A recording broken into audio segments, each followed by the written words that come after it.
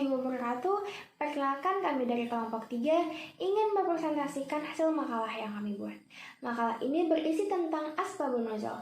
Adapun anggota kelompok kami yaitu 1. Dovi Fatinah, NIM 2015059, 2. Saya sendiri, Rahmatul Amal Yulia, NIM 2015052, 3. Rosi Adelia, NIM 2015051, dan yang terakhir Devi, NIM 2015056. Langsung saja, di sini saya menjelaskan tentang pengertian dan macam-macam asbabun nuzul. Pengertian: kata asbabun nuzul terdiri dari kata asbab dan an-nuzul. Asbab adalah kata jamak dari mufrad sabab, yang secara etimologis berarti sebab atau alasan. Yang dimaksud dengan nuzul adalah di sini ialah penurunan Al-Quran dari Allah Subhanahu wa Ta'ala kepada Nabi Muhammad SAW dengan perantara malaikat Jibril alaihissalam. Karena itu, istilah lengkap asalnya ialah asbabun nuzulul Al-Quran, yang berarti sebab-sebab turun Al-Quran.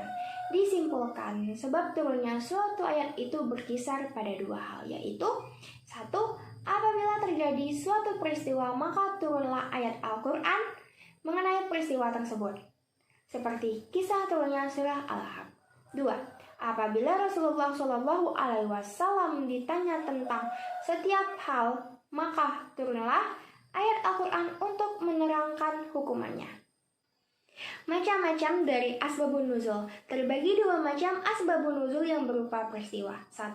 Peristiwa berupa pertengkaran seperti turunnya surah Al-Imran yang bermulanya perselisihan oleh kaum Asus dan Hasraj. 2. Peristiwa berupa kesalahan serius. Contohnya seperti ada seorang imam sholat dalam keadaan mabuk, salah dalam mengucapkan surah Al-Kafirun. Maksudnya di sini kita melaksanakan salat dalam keadaan sadar, tidak dipengaruhi oleh minuman alkohol. Baik, itulah penjelasan dari saya. Selanjutnya akan dijelaskan oleh rekan saya. Terima kasih. B. Ungkapan-ungkapan asbabun nuzul. Bentuk ungkapan asbabun nuzul ada yang diungkapkan secara tegas, namun ada pula yang hanya menunjukkan kemungkinan adanya hal yang dimaksud.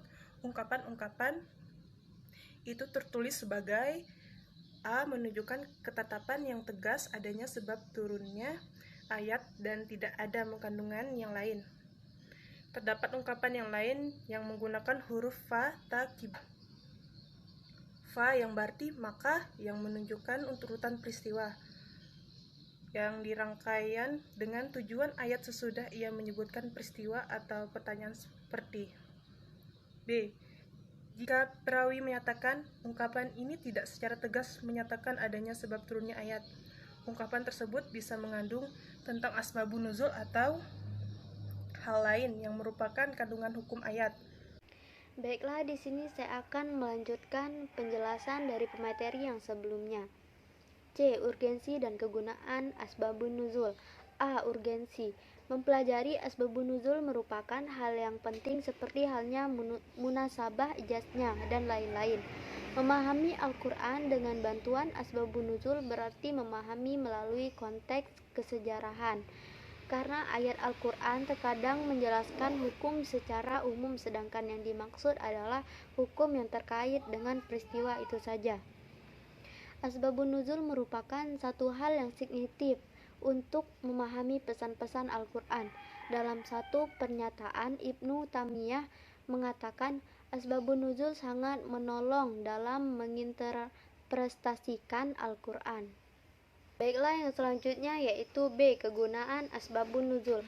Dapat membantu dalam memahami ayat-ayat Al-Quran dan menghilangkan keraguan tentangnya. Asbabun nuzul sangat bermanfaat bagi orang mukmin dan yang bukan mukmin. Adapun bagi orang mukmin akan semakin kuat keimanannya dan jelas baginya hikmah disyariatkannya suatu hukum oleh Allah Subhanahu wa Ta'ala. Assalamualaikum warahmatullahi wabarakatuh. Perkenalkan, nama saya Devi, NIM 2015056. Di sini saya akan melanjutkan presentasi dari teman-teman saya sebelumnya. Saya akan membahas bagian D, yakni contoh asbabun nuzul. Contoh asbabun nuzul terdapat dalam surah Al-Hujurat ayat 10, yakni Orang-orang beriman itu sesungguhnya bersaudara, sebab itu damaikanlah atau perbaikilah hubungan antara kedua saudaramu itu, dan takutlah terhadap Allah, supaya kamu mendapat rahmat. Asbabun nuzul surah ini ada dalam hadis riwayat Bukhari nomor 2494 yang berbunyi, telah menceritakan kepada kami Musaddad, telah menceritakan kepada kami Mu'tamir berkata, aku mendengar bapakku berkata, bahwa Anas radhiyallahu anhu berkata, dikatakanlah kepada Nabi Muhammad SAW, sebaiknya baginda menemui Abdullah bin Ubay. Maka Nabi SAW menemuinya dengan menunggang keledai, sedangkan kaum muslimin berangkat bersama beliau dengan berjalan kaki melintasi tanah yang tandus. Ketika Nabi SAW menemuinya, ia berkata, menjauhlah dariku, demi Allah, bau keledaimu menggangguku.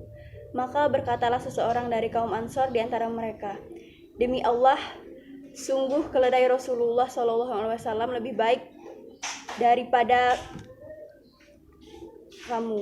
Maka seseorang dari kaumnya marah demi membela Abdullah bin Ubay, dan ia mencelanya sehingga marahlah setiap orang dari masing-masing kelompok. Saat itu kedua kelompok saling memukul dengan pelepah kurma, tangan dan sandal. Baiklah, cukup sekian yang dapat kelompok kami sampaikan. Apabila ada kesalahan kami mohon maaf, kepada Allah kami mohon ampun.